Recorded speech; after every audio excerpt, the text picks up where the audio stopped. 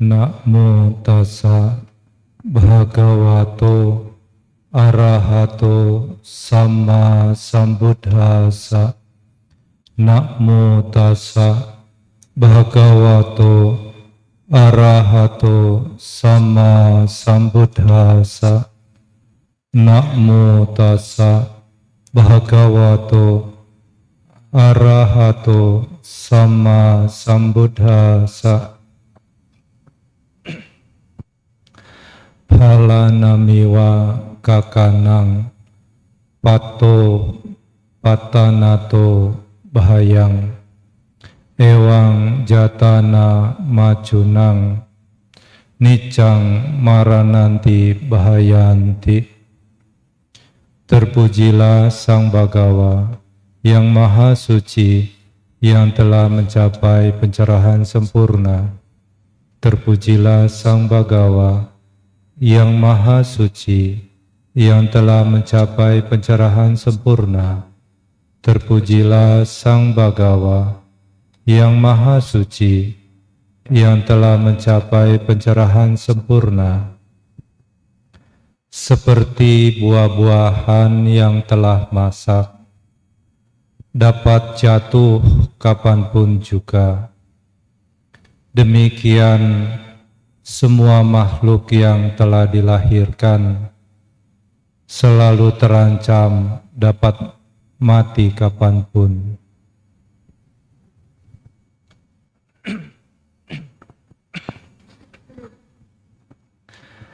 Yang saya hormati pemimpin Puja Bakti Rama Bumi, para tetua, para sesepuh yang saya hormati, ibu, bapak, saudara-saudara, adik-adik sekalian yang berbahagia, terimalah salam dalam Dhamma. Namo Buddhaya. Namo Buddhaya. Ini kali yang pertama untuk saya dapat hadir di Wihara Sasana Dipa Makassar ini. Satu karma baik untuk saya memperoleh kesempatan untuk bertemu dengan umat Buddha yang ada di Makassar ini. Saya melihat di sini umat Buddha sekalian mempunyai keyakinan kepada Tiratana yang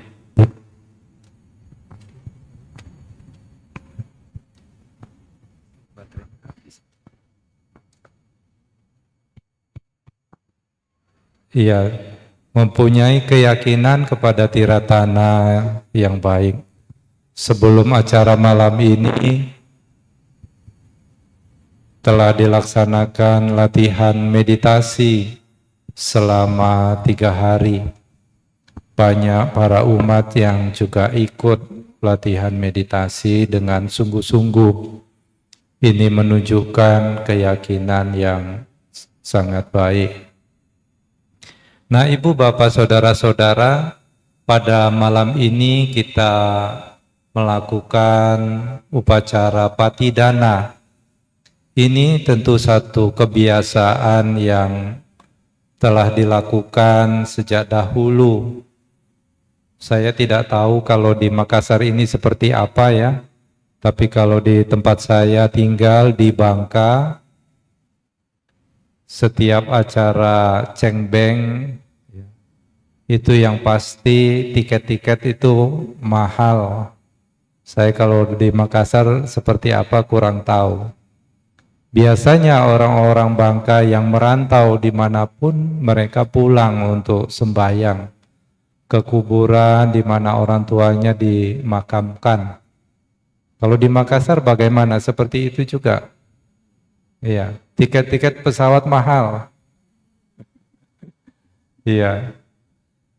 Kenapa budaya ini tetap dilaksanakan?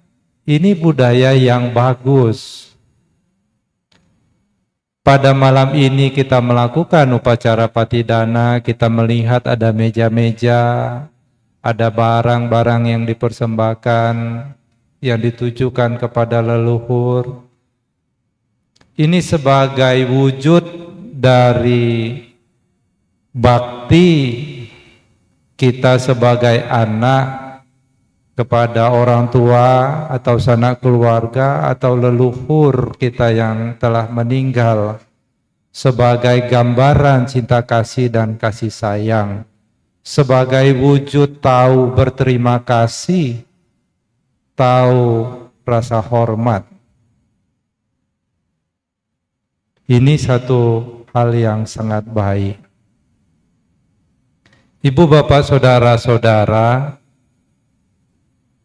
kita semua bisa muncul di dunia ini tentulah karena kita telah dilahirkan oleh orang tua kita. Orang tua mempunyai peran yang sangat penting bagi seorang anak. Jadi kita saat ini mungkin saudara-saudara juga sudah menjadi sebagai orang tua. Saya ingin mengulangi, orang tua mempunyai peran yang sangat penting bagi seorang anak. Dari orang tua yang baik akan melahirkan anak-anak yang baik. Dari keluarga yang baik akan melahirkan anak-anak yang baik. Jadi saudara-saudara yang saat ini sebagai orang tua punya kewajiban untuk menanamkan sifat-sifat luhur kepada anak-anaknya. Tidak cukup anak-anak ini hanya disekolahkan supaya pandai, supaya pintar, supaya punya ilmu. Tidak cukup. Orang tua harus mengajarkan kepada anak-anaknya sikap hormat, tahu berterima kasih. Di dalam bahasa Pali disebut sebagai katanyu katawedi, tahu berterima kasih. Anak-anak harus tahu bahwa makanan yang setiap hari ada di meja itu tidak jatuh dari langit. Ada orang tua yang menyediakan, ada ayah yang mencari nafkah, ibu yang memasak di dapur. Tidak tiba-tiba tahu-tahu buka tutup sayur sudah ada makanannya. Ya. Bante sekarang jarang masak, pesan saja di GoFood. Tetap itu juga dari orang tua. Nah, kita punya kewajiban mengajarkan kepada anak-anak kita hal-hal demikian. Tahu berterima kasih, tahu rasa hormat, menghargai orang yang lebih tua. Ini sifat yang penting yang harus kita tanamkan kepada anak-anak kita. Jadi kalau orang tua tidak mengajarkan hal-hal yang demikian, tidak bisa dibayangkan bagaimana kalau ada anak nanti tumbuh besar, tidak tahu menghargai orang yang lebih tua. Tidak tahu sopan santun, dengan kata lain tidak mempunyai attitude yang baik. Apa saudara pikir hanya mempunyai kepintaran saja seorang anak bisa berhasil? Mungkin saudara pernah mendengar ada istilah soft skill.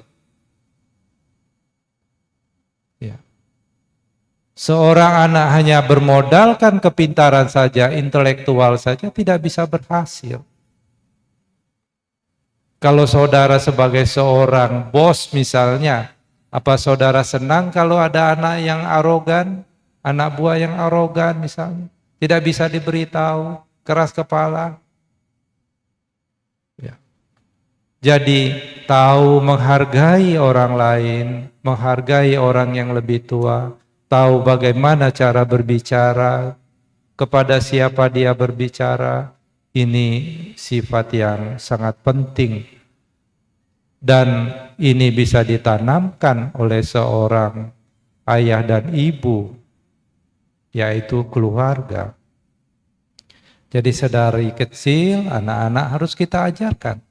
Saya melihat ya ketika para umat dengan keyakinan berdana, anak-anaknya juga diajarkan untuk berdana. Ini satu hal yang sangat baik. Diajarkan untuk memberi, untuk berbagi. Kalau ada orang rajin sembahyang, rajin beribadah, kewihara tidak pernah tinggal. Tapi kalau dengan orang tuanya sendiri dia bicaranya saja tidak baik, berbicara kasar bahkan kepada orang tuanya sendiri, bersikap kasar kepada orang tuanya sendiri. Bagaimana menurut saudara? Apakah sembahyang itu lebih baik? Puja bakti, rajin baca parita, tapi dengan orang tuanya sendiri sikapnya tidak baik? Tentu bukan ini tujuan kita belajar Dhamma. Sang Buddha katakan di dalam Manggala Sutta, Subhasita Caya Waca eta Manggala Mutamang. Bertutur kata yang baik, bertutur kata yang bagus, itu berkah utama. Ya. Jadi ini penting. Ya.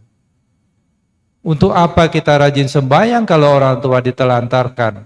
Nanti kalau orang tuanya sudah meninggal, baru kita menyesal. Tidak ada manfaat.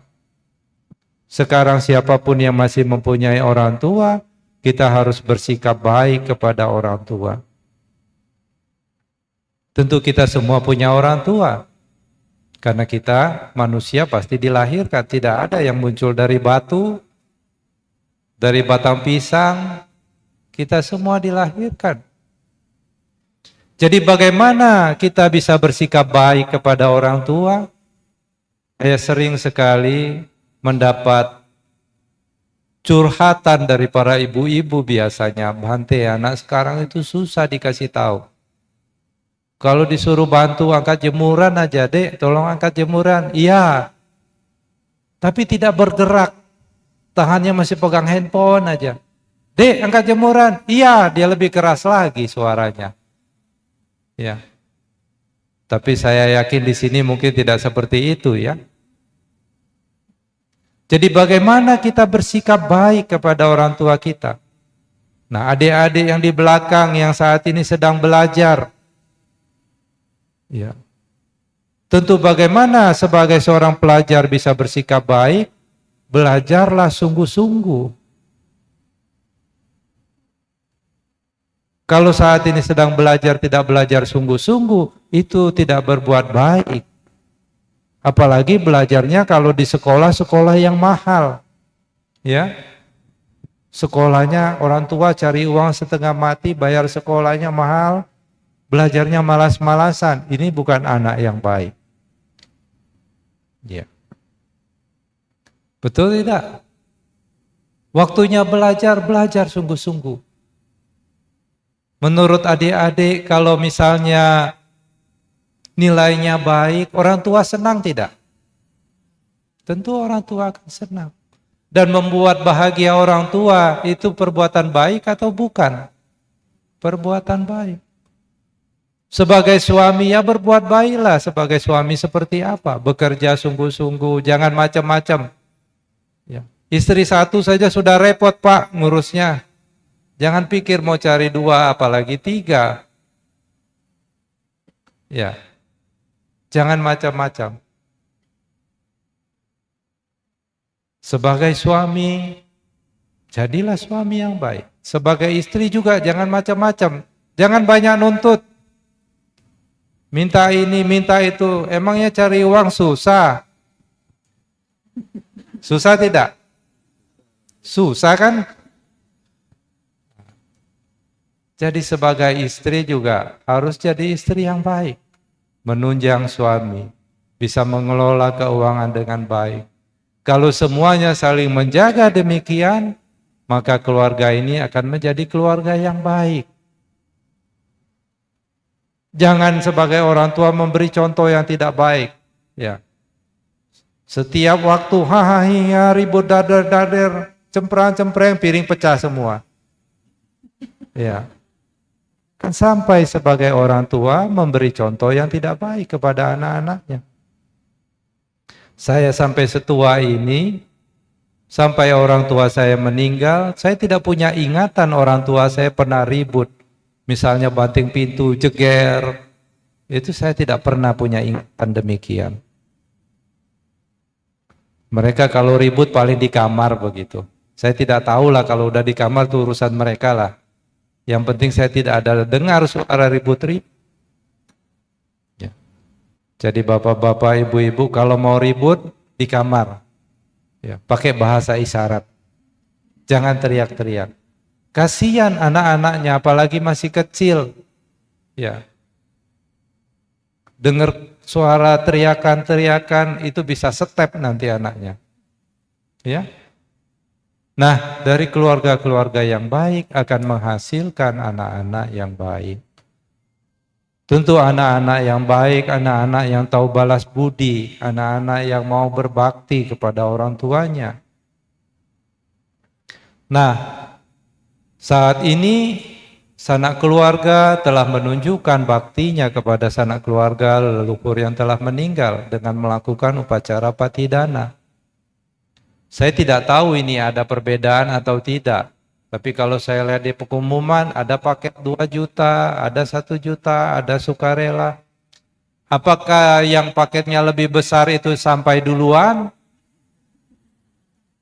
Apakah demikian? Tidak. Yang sampai tentu bukan barang-barang ini. Yang sampai adalah pikiran yang saudara berikan. Kalau bicara pikiran, apakah itu yang di depan ini lebih cepat dibanding di belakang? Tidak. Apa buktinya? Coba sekarang saudara-saudara arahkan pikirannya kepada Buddha Rupang yang ada di tengah itu. Apakah yang di depan ini duluan sampainya dibanding yang di belakang? Tidak. Jadi bukan karena ini lebih besar, kemudian kebajikannya langsung diterima. Yang ini karena dekat Rupang Buddha dia sampai duluan. Yang di belakang, apalagi yang sukarela, jangan banyak berharap lah. Apakah demikian? Bukan. Paket-paket ini seperti saudara ketahui, ya, terasa dingin tidak duduk di dalam sini? Terasa dingin tidak? Dingin ya. Mas, tolong AC-nya dimatikan. Bayar listrik mahal. Apa yang terjadi kalau AC-nya dimatikan? Panas. Apa yang terjadi kalau lampunya dimatikan? Gelap. Ini semua wihara sebesar ini butuh biaya. Betul tidak? Jadi paket-paket ini untuk saudara sendiri. Bukan untuk saya, bukan untuk para bantenya. Kalau bantenya punya banyak duit bisa bahaya. Ya. Nanti duitnya sudah banyak, pikirnya macam-macam. Dia pikir mau cari istri pula. Celakalah dia. Jadi paket-paket ini untuk saudara sendiri. Saya melihat masalah ini luar biasa. Begitu besar, begitu bagus. Dulu saya datang tempat ini ya maaf saja, ini seperti pabrik lah. Ya besi-besinya kelihatan. Tahu pabrik kan? Besi-besi besar-besar kelihatan, betul tidak Romo? Dulu begitu ya, sekarang luar biasa. Luar biasa. Ini berkat siapa? Berkat saudara-saudara yang punya keyakinan. Ya. Jadi ini semua butuh biaya. Jadi jangan berpikir, saya tidak mampu, saya tidak boleh berkecil hati. Di dalam ajaran Buddha, dalam hal kita melimpahkan jasa, tidak diukur, ini lebih besar. Tidak. Tapi diukur dari ketulusan yang saudara berikan. Kalau orang tua, kita pernah merasakan sebagai anak, kita mau sekolah, orang tua tidak punya uang, punya sapi dia jual tidak? Punya tanah dia jual tidak? Dia jual. Untuk apa? Untuk anaknya dengan harapan supaya anaknya bisa maju. Bukankah begitu? Nah sekarang kalau anaknya sudah sukses, sudah mampu secara materi, kasih kecil juga tidak apa-apalah, tidak ada yang tahu. Bagaimana anak bersikap seperti itu? Kalau orang tuanya tahu, orang tuanya dengar anaknya dalam hati berpikir begitu, sedih tidak? Kurang ngajar banget anak ini. Kalau tahu begitu dari dulu udah saya tidak besarkan ini anak, tidak tahu balas budi. Kalau saudara mampu, berilah sesuai dengan kemampuan. Kalau saudara tidak mampu, mampunya sedikit, berilah sedikit. Mampunya banyak, beri banyak. Kalau mampunya banyak, beri sedikit, apa itu namanya? Apa itu namanya? Kikir. Siapa saja yang mempunyai sifat yang kikir, tidak akan bisa maju. Tidak akan bisa maju. Ada satu cerita di dalam kitab suci Samyutta Nikaya. Pada saat itu di negeri Kuru sedang paceklik, sedang susah. Ada seorang kepala desa ini punya keyakinan yang lain. Dia diprovokasi oleh tokoh agama dari keyakinan yang lain itu. Coba kamu tanya, itu Sang Buddha, dia punya sifat simpati tidak? Dia punya cinta kasih tidak? Kalau kamu tanya begitu, dia pasti jawab punya cinta kasih, punya simpati. Tidak mungkin dia jawab tidak. Oh iya juga ya. Terus kalau dia jawab punya, kamu jawab, Bante, sekarang ini kan lagi masa paceklik, lagi susah. Kenapa Bante pindah patah? Bersama para biku sangga, banyak murid-murid Bante, kami kan lagi susah. Dia tidak akan bisa menjawab. Jadi kepala desanya diprovokasi begitu. Ketemulah Sang Buddha ditanya, Bante, apakah Bante punya cinta kasih, punya simpati kepada perumah tangga? Saya punya simpati, saya punya cinta kasih perumah tangga. Tapi kenapa Bante? Bante kok pindah patah? Kami kan sedang paceklik, sedang susah. Kemudian Buddha menjawab, perumah tangga, saya mampu melihat berkalpa-kalpa kehidupan yang lampau. Tapi satu kali pun saya tidak menemukan ada orang yang karena berdana makanan menjadi miskin, menjadi susah. Tidak ada, tidak pernah ketemu. Justru saya menemukan ada orang-orang yang lahir di keluarga yang kaya, berkedudukan, kecukupan, itu semua akibat dari perbuatan memberi. Jadi tidak ada ceritanya orang berdana itu menjadi miskin. Justru orang yang kikir, tidak mau berbagi, itu biasanya hartanya habis buat bayar rumah sakit, ditipu orang. Ya, Sang Buddha melanjutkan, perumah tangga. Ada 8 sebab harta kekayaan bisa habis. Apa itu? Yang pertama disita raja, dalam hal ini dimiskinkan oleh pemerintah. Diambil pencuri, dimakan api, dibawa air. Ya. Ada sanak keluarganya yang boros, salah manajemen, dan hukum ketidakkekalan itu sendiri. Ya. Jadi jangan berpikir, saya berbagi nanti saya jadi susah, saya kurang. Tidak, tidak demikian. Jadi kesempatan untuk berdana Anda gunakan sesuai dengan kemampuan. Tidak perlu merasa kecil hati. Apapun yang diberikan dengan ketulusan akan berbuah dengan besar. Siapa yang tahu tulus atau tidak tulus? Diri Anda sendiri. Diri Anda sendiri. Jadi pada malam ini merupakan perwujudan dari cinta kasih kepada sanak keluarga, bakti, tahu berterima kasih, katanya kata Wedi. Dan ini bukan hanya giliran cengbeng saja kita lakukan. Kapan saja kita ada kesempatan untuk berbuat baik, kita gunakanlah kesempatan berbuat baik itu. Kalau adik-adik saat ini sedang belajar, belajarlah sungguh-sungguh. Ya. Belajarlah sungguh-sungguh. Kalau sudah tua seperti saya ini baru mau belajar, susah, percayalah. Kalau tidak percaya, tunggu tua. Ya. Gampang lupa. Gampang lupa. Ya. Jadi belajar sungguh-sungguh. Dengan belajar sungguh-sungguh, saudara sudah berbuat baik kepada orang tua. Tahu berterima kasih, sudah disekolahkan, dihidupkan, disokong oleh orang tua. Ya. Sebagai suami, bekerjalah sungguh-sungguh. Ya.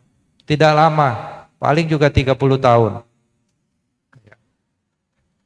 30 tahun lagi kan anaknya sudah besar. Ya, kalau anaknya baik, tidak mungkinlah dibiarkan orang tuanya susah, betul tidak? Apa saudara biarkan orang tua susah?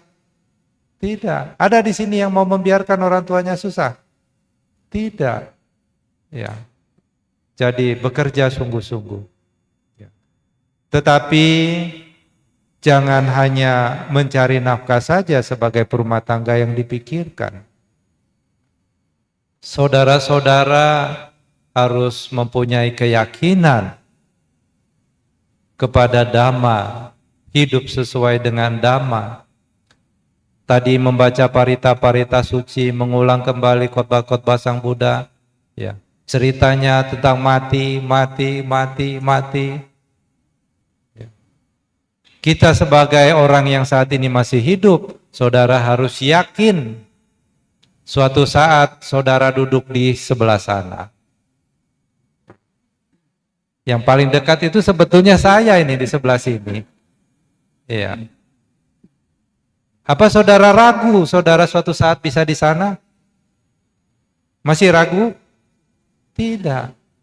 Itu saya punya teman Bante Silaguto, dia jalan duluan padahal lebih muda dari saya. Gitu. Itu teman saya satu angkatan. Ya. Saya pikir saya jalan duluan, ternyata dia duluan karena orang muda biasa jalannya lebih cepat. Jadi kita harus ingat bahwa kehidupan ini tidak pasti. Sang Buddha memberi perumpamaan yang sangat bagus sekali.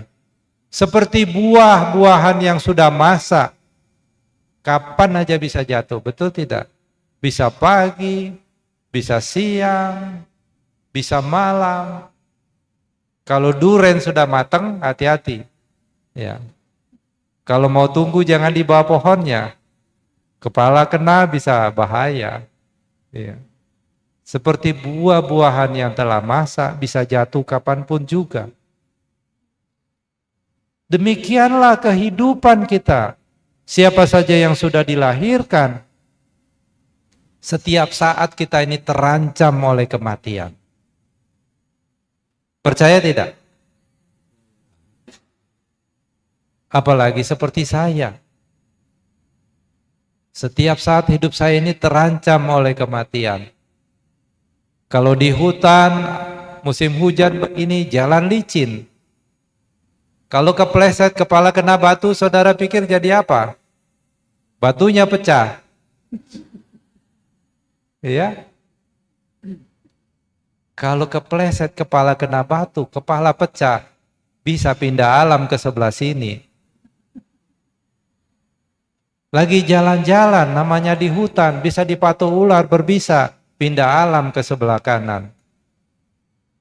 Hidup ini sangat bahaya. Menyadari kehidupan ini tidak pasti, apa yang harus kita lakukan? Apa kita masih mengejar kesenangan-kesenangan pribadi kita, tidak peduli dengan yang lain? Apa saudara pikir yang saudara kumpulkan itu bisa betul-betul jadi bekal yang sejati? Apa yang kita berikan kepada yang lain, itulah bekal kita yang sejati. Kebajikan-kebajikan yang kita lakukan, inilah harta karun yang sejati. Kalau tabungan yang saudara kumpulkan setengah mati itu hanya bermanfaat di kehidupan saat ini saja. Punya uang banyak, bisa senang. Apakah jalan-jalan senang-senang itu kebahagiaan sejati? Bukan. Ya. Tetapi kebajikan yang kita lakukan, inilah harta kita yang sejati. Saya tidak tahu saya punya kehidupan berapa lama. Saudara tahu saudara punya kehidupan berapa lama lagi? Tidak tahu. Ya. Besok saya mau terbang ke Jakarta, dari Makassar ke Jakarta ini 2 jam. Dalam 2 jam bisa banyak hal terjadi. Ya. Kalau pesawat terbang di atas, dia bisa jatuh ke bawah. Betul tidak? Jadi bagaimana caranya supaya jangan jatuh? Pesawatnya ya harus sudah di bawah. Jangan terbang. Siapa saja yang terbang bisa jatuh. Inilah kehidupan tidak pasti. Tetapi kita yang mempunyai keyakinan kepada Tiratana, kita punya keyakinan kepada Buddha, Dhamma, dan Sangha, kita praktek sesuai dengan Dhamma, tidak perlu takut. Kenapa? Karena perbuatan-perbuatan bajik yang kita lakukan, inilah yang menjadikan kita bekal untuk kita. Siapa saja kalau cukup bekalnya, ya, punya perbekalan. Diumpamakan orang naik gunung, di gunung ada listrik tidak? Tidak ada. Ada rumah tidak? Tidak ada. Karena tidak ada rumah, dia sudah bawa tenda. Tidak ada listrik, dia bawa senter, bawa lampu. Ada makanan tidak? Tidak ada makanan. Dia makanan ada, air minum ada, semua perbekalannya cukup. Kalau dia naik gunung dengan perbekalannya cukup, hatinya lebih tenang tidak? Lebih tenang. Ini mau naik gunung, perbekalannya tidak ada, tenda tidak ada. Kalau hujan bagaimana? Mau tidur di mana? Makanan ya pas-pasan. Ya. Senter tidak punya. Kalau gelap bagaimana? Khawatir. Ya. Tapi kita yang sudah yakin mempunyai perbekalan yang cukup, tidak usah khawatir. Ketika kematian datang, kita bisa menyambut kata-kata welcome. Ya toh? Bisa enggak ketika kematian datang? Jangan dulu, sebentar lagi. Bisa tidak? Tidak bisa. Kalau jangan dulu, sebentar lagi, kasih 1 hari lagi, itu berarti orang yang belum siap. Tidak dengan harta kekayaan, pasukan berkuda, atau apa saja. Ya toh? Kematian ini bisa dihalangi, tidak bisa. Kalau pejabat masih bisa disogok. Kalau malaikat maut bisa nggak disogok? Nih ambillah 1 miliar kasih kamu. Tidak bisa. Tapi kalau kita perbekalan kita cukup, ketika kematian datang, kenapa baru sekarang datangnya? Kenapa nggak dari dulu? Kita bisa menyambut kematian dengan tersenyum. Bukankah ini lebih baik, Ibu Bapak Saudara-saudara? Menyambut kematian dengan tersenyum. Mau tidak? Nah, terus caranya bagaimana? Bagaimana caranya? Berbuat baik. Tidak ada cara lain. Jangan melakukan perbuatan yang jahat. Berbuat baik. Sucikan hati dan pikiran kita. Karena perbuatan jahat maupun perbuatan baik itu dari pikiran kita sendiri.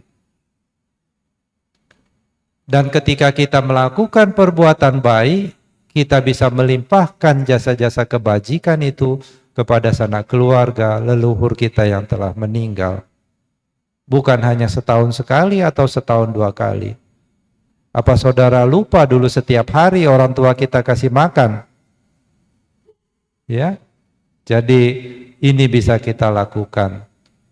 Saya ucapkan semoga dengan kebajikan-kebajikan lakukan ini mengkondisikan sanak keluarga, leluhur kita yang telah meninggal, semuanya bebas dari penderitaan. Semoga kebajikan ini melimpah kepada makhluk baik yang tampak maupun tidak tampak. Saya ucapkan terima kasih, Sabisata Bhavantu Sukhitata, semoga semua makhluk hidup berbahagia. Sadu, sadu, sadu. Anumodana sebesar-besarnya kepada Yang Mulia Bante Adi Ratano Era yang telah memberikan kita anusasana. Semoga dapat kita praktekkan dengan baik dalam kehidupan kita dalam keseharian. Bapak Ibu, tibalah saatnya kita melakukan kebajikan lagi dengan memberikan